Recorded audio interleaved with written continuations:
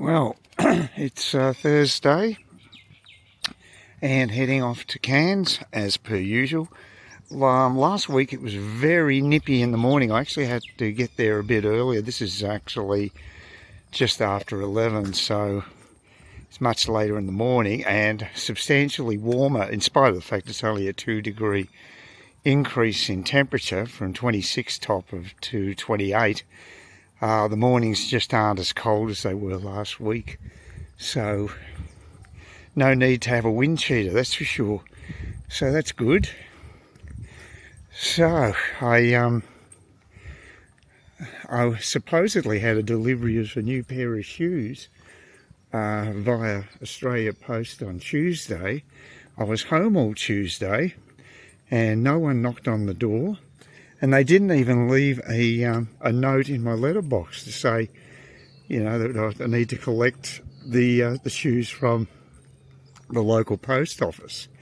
So that was particularly slack, and I did actually send in a message to Australia Post, and they did get back to me yesterday, or today, and sort of apologised and just said, yeah, it is waiting for you at the post office. I'll go there tomorrow and pick them up. But it just annoys me that the courier just couldn't even be bothered opening the gate and knocking on my door.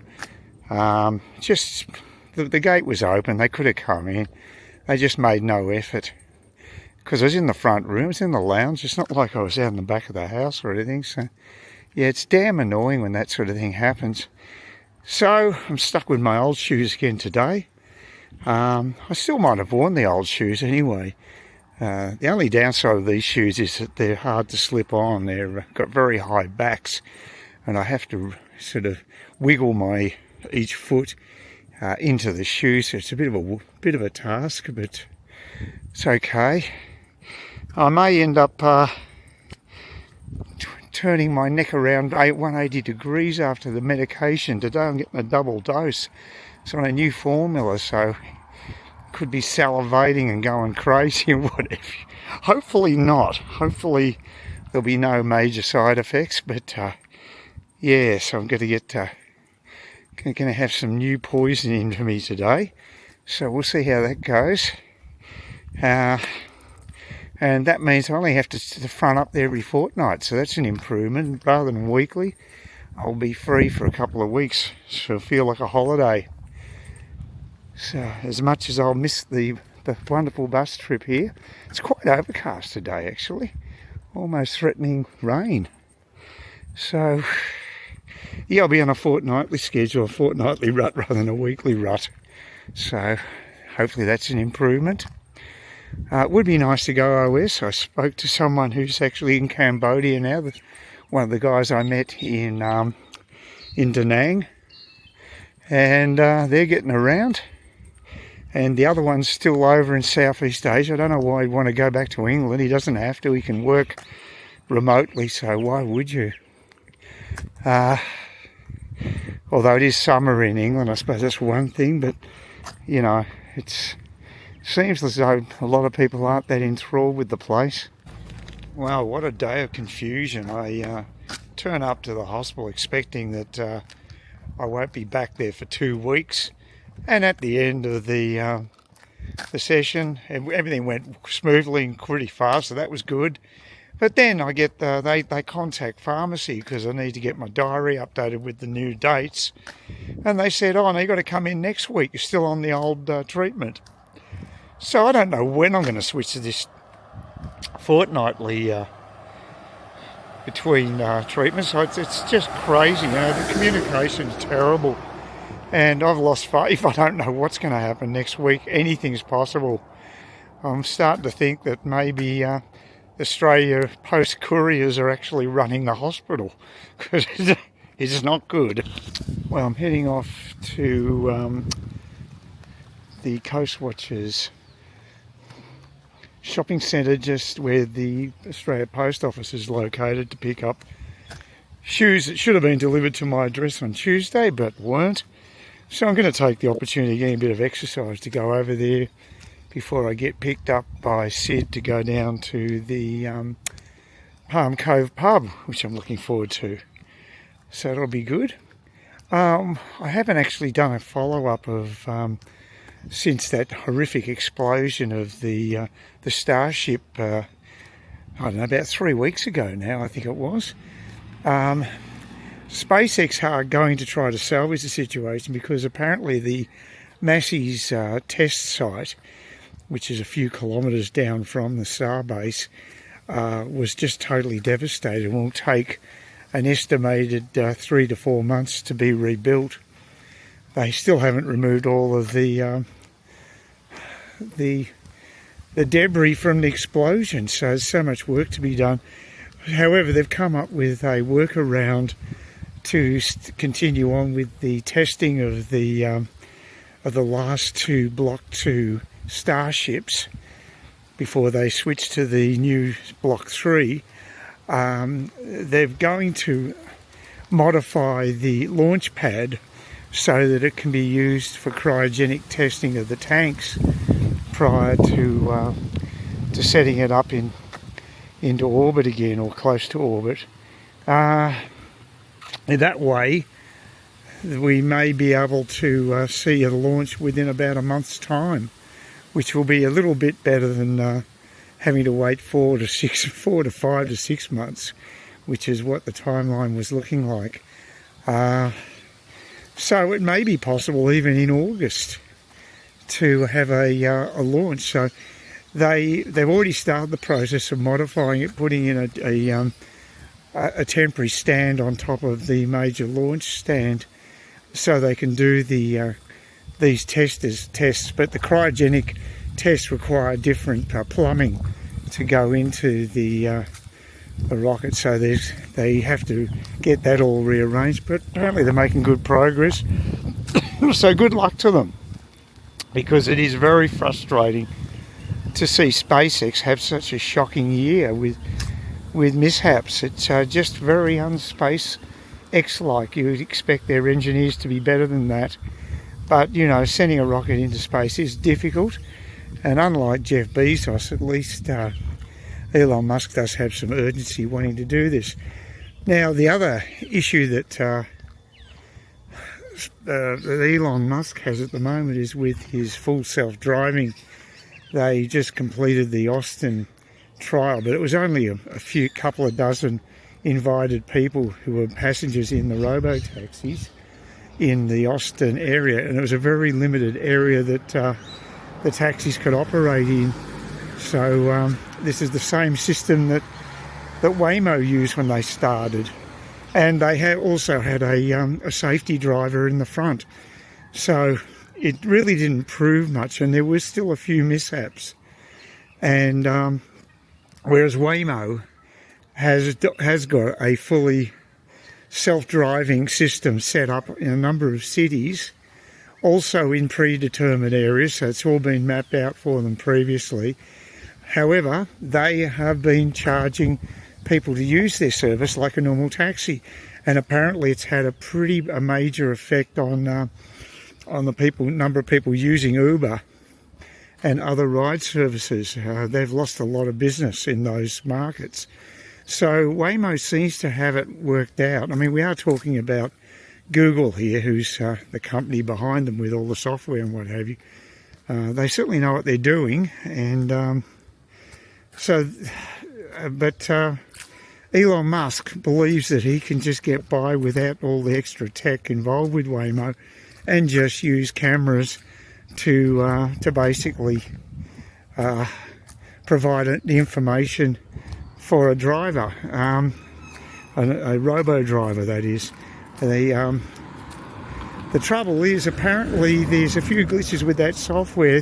Things like just a bit of sunlight coming into the cabin caused an unexpected braking on the car. Things like that are occurring, and plus there's been a couple of other more major incidents that took place during this very, very choreographed trial. They are going to expand it, and that'll be interesting, because if there's a major mishap, someone gets injured or even killed with one of these robo-taxis going around, well, I'd say that that's going to put Musk right back on his haunches, and I don't think it's going to be something that he'll be able to recover from, but we'll see. But I was watching a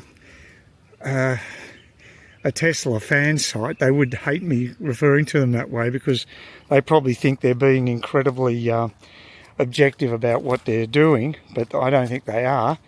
I think they're very biased, and I did put in a message to them just saying that I think there'll be a lot of nervous Tesla shareholders simply because the value of those shares are based on, to a large degree, the completion of a full self-driving, successful completion of these trials, and I think there's nothing is certain with that at the moment. Musk has been promising this for years, and he just can't seem to. This is the first time he's actually got them out on the road, but of course it's not a real world situation because you've got a safety driver in the front, and so there's a hell of a lot to prove, and I'm skeptical at this stage. I'm hoping that there isn't some malaise with the whole SpaceX and Tesla and Boring Company, if there is such an entity these days. You don't hear much about the Boring Company anymore. Is there some sort of a corporate malaise that's taking place with Elon's empire? I hope not, because he has been very exciting to watch, and he has kicked amazing goals with the Falcon 9 rocket. It's the most popular rocket in the world now. I think they got about 90% of the launches or something incredible like that, and incredibly reliable. So they got it right with the Falcon 9. Now, have they got the same level of talent these days to help them get that off the ground? I don't know. I'm just speculating on that one. And of course, the other dark thought behind some of this is that Elon is not the most loved person now, and there may be some level of sabotage taking place. I don't know. I'm hoping that that's a long shot, and that's not the case. But I mean, he's got enough headaches as it is without having to worry about that. So yeah, it's difficult, very difficult. But I'm really wondering whether this robotaxi system just using cameras is going to work. It's certainly a cheaper option. The cars look better. They don't have this big bubble on the top of the roof like they have to have with Waymo. The Waymo vehicles do cost more with the technology, although that has been coming down in price quite rapidly, and projections for things like LiDAR and what have you could drop down to about $100 as opposed to $500 currently, and I think it was multiple thousands initially. So the cost of this tech has dropped, so that won't be such an issue. And seeing it's already proven itself in the marketplace, I don't think people really care that the Waymo cars might look a bit daggy with this bubble on the top. I think they're more concerned that it's a safe option and a relatively reliable one. I'm assuming that's why they're picking up so much business, because I don't think they're cheaper than a human driver at this stage. I think at some stage they will be, but not yet. She's busy down here at the moment. It's supposed to be Sleepy Hollow. Anyway, I seem to have picked the worst time of the day to walk down here. It's a Friday afternoon. But of course the wind's coming up again, it always does that.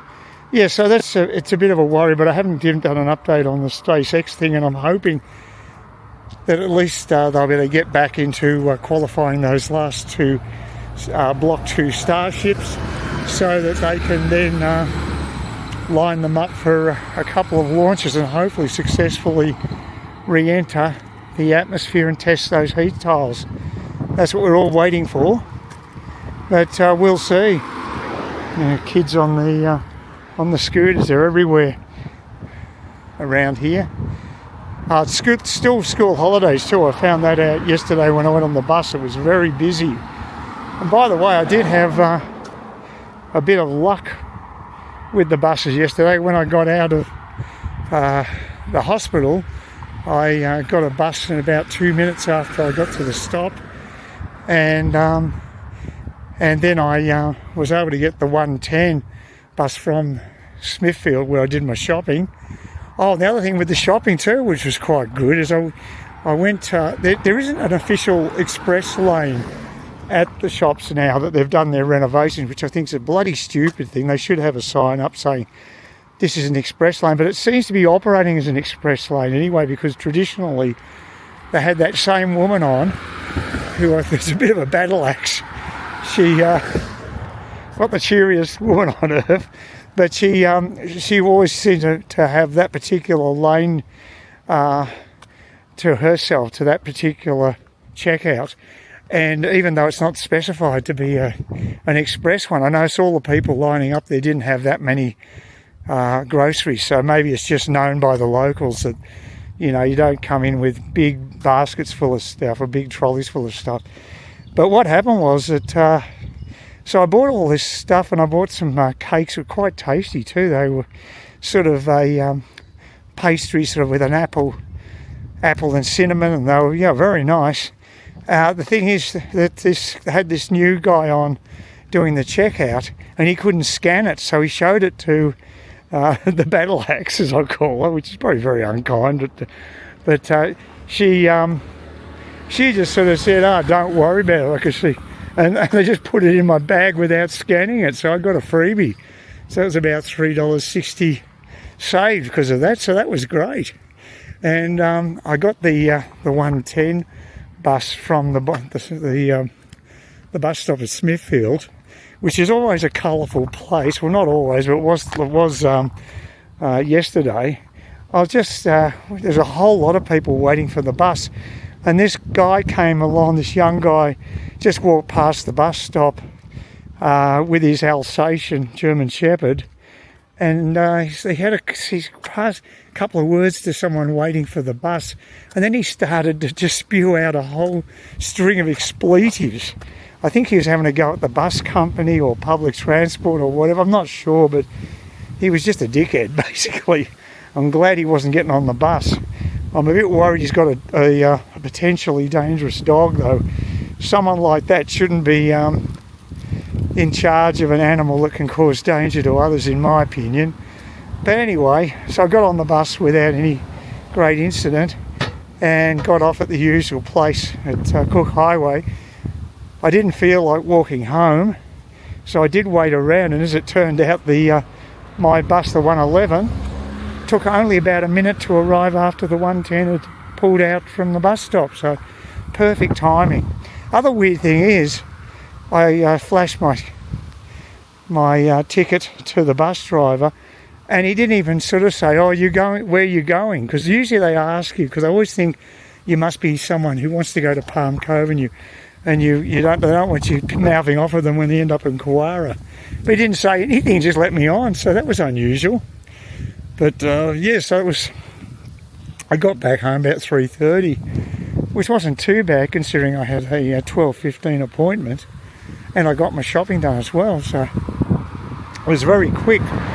Frustrating because there was a communication problem at the hospital, but at least I got home at a decent hour, so quite successful. Another update I've got for you is on my plants.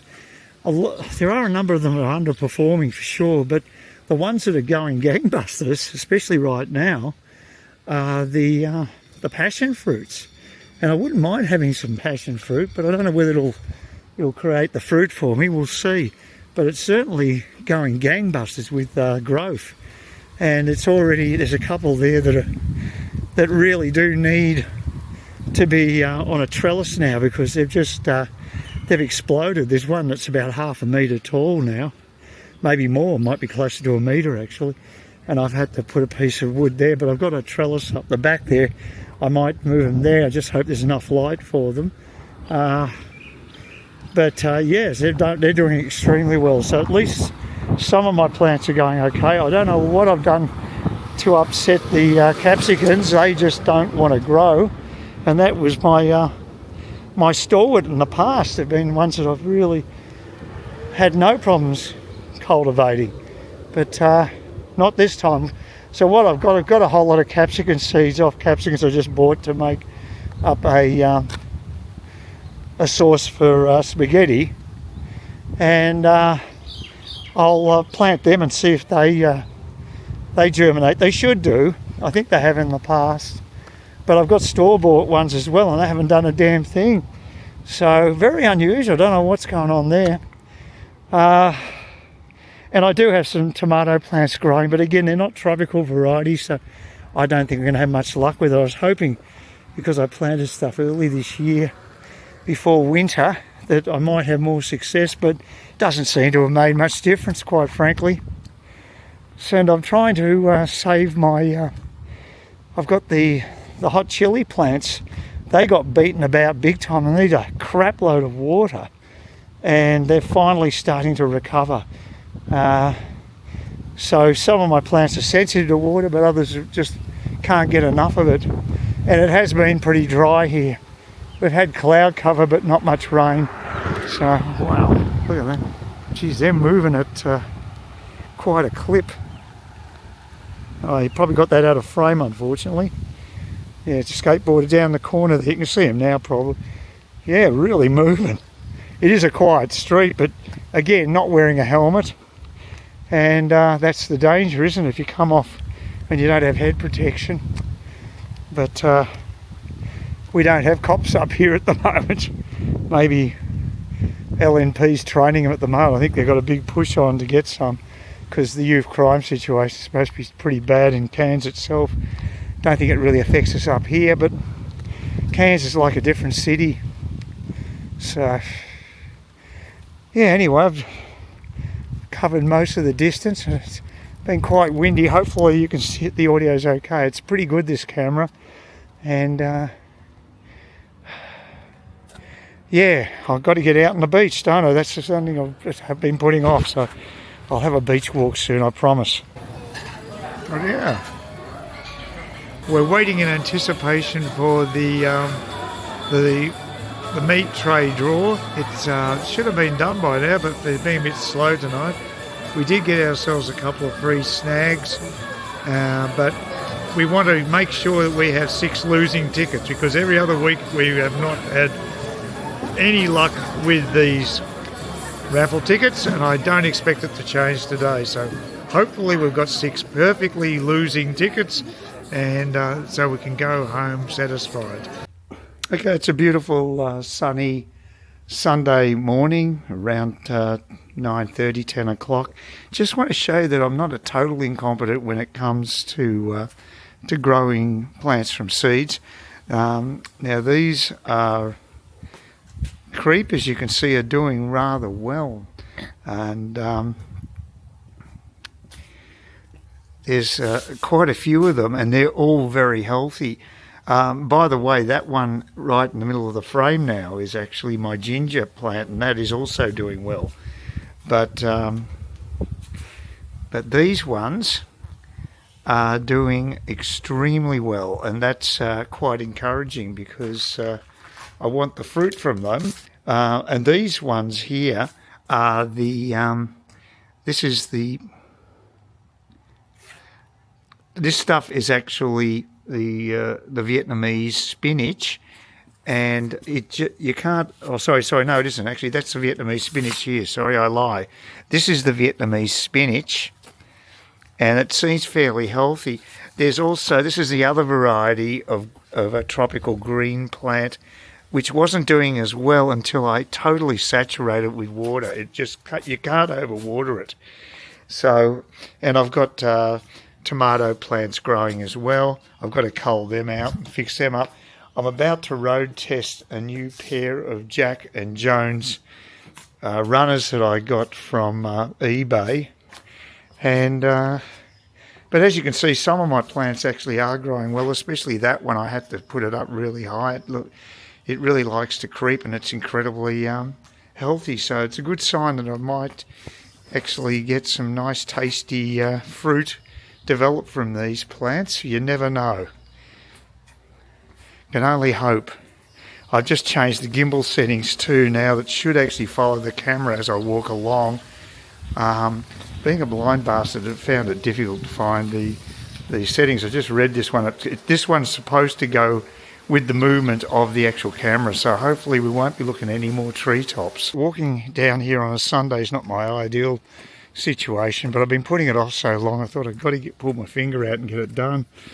But yeah, the other thing was cost of living in Australia compared to England. I was very surprised that they said that the cost of petrol in the UK is twice what it is here. Now that really doesn't make much sense. It should be, if anything, be cheaper because they're closer to where the major refineries are. But I guess the shipping doesn't cost much these days. You put something in a super tank, doesn't matter where you are in the world. Really, it's going to be the same price. But so I imagine the reason it's more expensive is government tax. I thought that was pretty high in Australia, but it looks as though it might be fairly light compared to the UK. It's just incredible. And they also said accommodation costs were about double. And I mean, I think of accommodation costs in this country as being pretty damn high, especially when your yardstick is Southeast Asia. But again, they claim that it's about half. So that's what their experience was. So I said the quality of life and and just little things apparently, like when you go to a supermarket here, a lot of the times the checkout person will actually pack your stuff, or at least ask if you want it packed. That's not the case over there apparently. So yeah, there aren't major issues there. So like I say, I take it for granted that we have these facilities here, but it's not the norm. So, you know, got to count your blessings. Yeah, there are a few people who are out and about. It's the last day of holidays for school kids, so they've got to go back to school tomorrow, I think. So I guess they'll make the most of it today. Now, what I was going to do is walk down to Coco Mojo, which is may or may not be the closest restaurant from where I'm living. I'll just look at the time here. It's just ticked over 10 o'clock. If I can, this bloody screen comes back. Yeah, 10 o'clock. So that's when I'm heading off to that place. So we'll see how long it takes me to walk up to Clifton Beach and up. It's a couple of blocks in the Clifton Beach, and just to check it out. It has had terrible reviews. I looked at the most recent ones and there's lots of one-star reviews. It's had a very mixed history, this place. So the problem is that we're very underserviced here for any type of food outlet. The only food outlet we have in Kawara is the Caravan, which may or may not be there today. Probably on the weekends it is. So I'm assuming it will be there, but that's about all we've got. Unless you want to go all the way up to the other end of the suburb, near the highway, and then you've got the shopping centre. But yeah, there's not much. That's one of the downsides. And as predicted, there's quite a few people here. No surprise there. Might as well give you a squeeze of the ocean. We'll get a few shots of it along the way anyway. Apparently the beach hasn't been in great nick. It's been a bit dirty, but it might be better now. So yeah, a bit of a tide, not too bad. Oh, the weather's good. It doesn't look. I don't think it will rain. It's been sort of half threatening for a few days, but we really haven't had any rain. So I haven't got my umbrella. I hope we don't today. Anyway, I'll walk down the footpath here, and yeah, I'm going to. I actually looked up Google Maps, and the Deep Creek bike path isn't listed on the map, on the standard sort of map listing. Yet you can see it on the satellite image. So the satellite images has been taken in the last year or so because it's listed. You can see it there. But for some reason, they haven't transferred that information to the normal map. I don't know why, and I wanted to contact them just to tell them that. But of course, it's impossible to contact people in Silicon Valley. They make it almost impossible to send an email about something simple like that. And it just gets really annoying after a while. So, yeah, they're very elitist, I think, and they don't want to hear from Joe Public. And you can report things like a road and what have you and put it in. I have actually told them about different opening hours with the pathology we used to have in Kawara. So I have done that with them. But if you want to report something like that, say, why isn't the Deep Creek bike path on the normal map? No way of doing it. It's very frustrating. Of course, we have had some good news regarding Double Island over there, which you can't see through the foliage right now. I can turn around, but you won't get a great view of it till we get to a clear section. And Double Island, they've got tenders in at the moment for people to fix it up into a working resort again, hopefully with a bar, and more importantly have a ferry system service that goes from Palm Cove Pier to the actual island, which would probably only take about 10 minutes. It's very close. There's quite a few people bike riding today.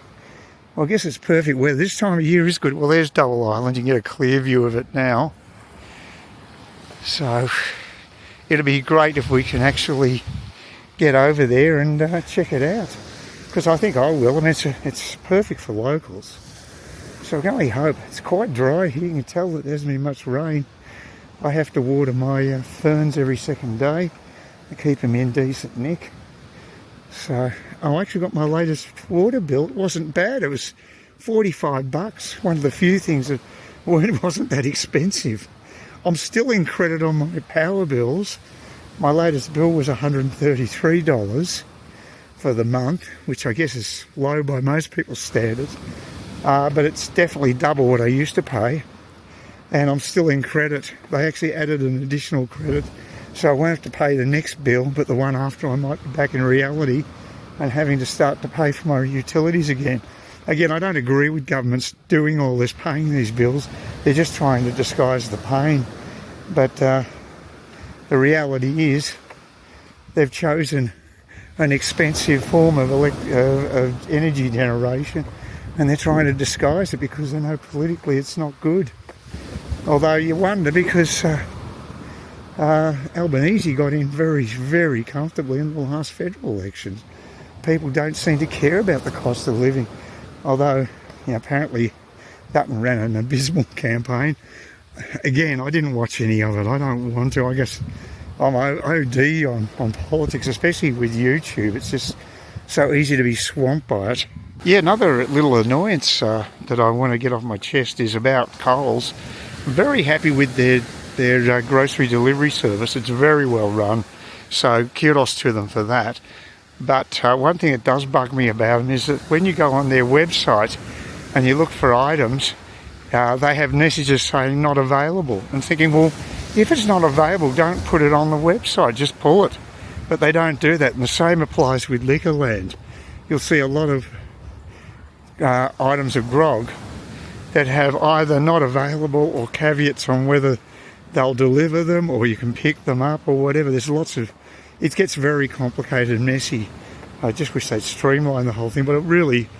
If you have an item that's not available, just pull it from the site so you don't waste people's time trying to browse through something that's not available. Just, just slackness. Must have something to do with their software, maybe. Yes, it's very popular here. Apparently kids' facilities are not that widespread in the UK either. So, but here's the Barbies now, looked after. I don't know about the loos. I don't know if I really checked out the toilets here. I mean, it's pretty close to home. So, but they say that. There is. There's the caravan I was telling you about. So, there is a food caravan here today. I thought there would be. I guess they operate on the weekends, maybe weekdays, I'm not sure. But, that was I guess it's the same person who got bashed up by these thugs that were here all night one night on a Friday, and he got beaten up on Saturday morning apparently. I only heard that from Steve, so otherwise I wouldn't have known about it. Maybe it's in somewhere like Facebook, a local group here, which I haven't checked out any of the local groups on Facebook. I generally just use Facebook for marketplace. Still trying to find some free pavers. They don't seem to be available now. Maybe a sign of the times, people getting desperate trying to make money out of anything. So, but there were a few, 6 months or so ago, there was quite a few options.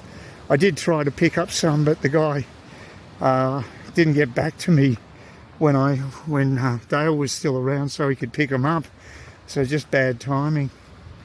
But you know, you can't pick and choose when you're going for something for free. If they stuff you about, well, you know, at least it didn't cost you anything, I suppose. Yeah, so this is all pretty much the same. Now again, we've got the other little bugbear for me is that the owner of this new resort to our left, which has been refurbished, or maybe shouldn't say it's a new resort, but it's been refurbished. It's they're not super keen on getting these facilities back in operation, which is the beach house, or not beach house, the beach shack, which was fantastic. You could have drinks and pizza on the beach. They weren't cheap. I think they could have been better priced, but it was a unique experience and very, very convenient for someone living in Kawara. So there you go, still got the buildings there. But looks as though, well, see, they've got the fence here. It looks like they don't want to connect to the beach at all. They're pretty solid fences. So that's all new. It was never like that in the past. So it looks as though the owner wants to turn this into a bit of a fortress, which is a bit of a shame. So, yeah, they're not connecting it to this area, which was the case in the past. So, yeah, it's a bit of a shame. I'm heading up towards the bridge. Haven't seen it for probably 4 to 5 months, I guess now. So it'll be a good opportunity. It's not super crowded. I don't know how long I can handle these shoes though. They're pretty tight. They're getting I may not go up to Coco Mojo. There's not much point. It's not open anyway until about 11:30, and I certainly wouldn't be eating there given the reviews. They said the value there is not there, so I think someone paid $130 for what was supposed to be enough food for 3 people, and they said in the review it was barely enough for one, so they weren't impressed. And that wasn't the only negative review. There's a few there just say it wasn't good value. So again, there's no competition there. That's the only place before Endeavour Street, and you get to the local shopping centre. There's no other competition near the beach, so I guess they figure they can get away with it, but I don't think they can if they keep getting 1-star reviews on Google. That's going to kill your business. So, and the other thing I wanted to mention too is at least you can do that over here in Oz. You try doing that in Thailand, you could end up in jail. They've got very strict laws on people complaining about businesses like that, accommodation or food or whatever. I guess it's a save face thing, although it doesn't occur in Vietnam. So it's not a widespread thing throughout Southeast Asia. It is specifically Thailand, where you've got to be very careful about making negative comments about a business you've dealt with, which is rather poor. So, and it means that you're not going to get an improvement, are you, if people aren't accountable for the type of service they provide. So,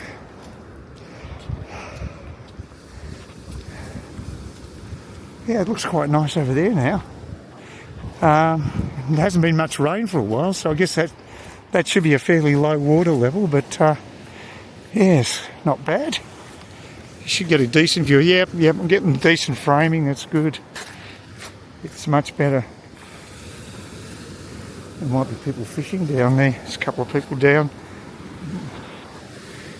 Yeah, it wouldn't surprise me. I think I've seen people with rods. I saw a group of guys on the Palm Cove bus that had fishing rods. I was wondering if they were going to get off at my stop, but they didn't. They kept going. So I presume that they might be heading to the pier up in Palm Cove.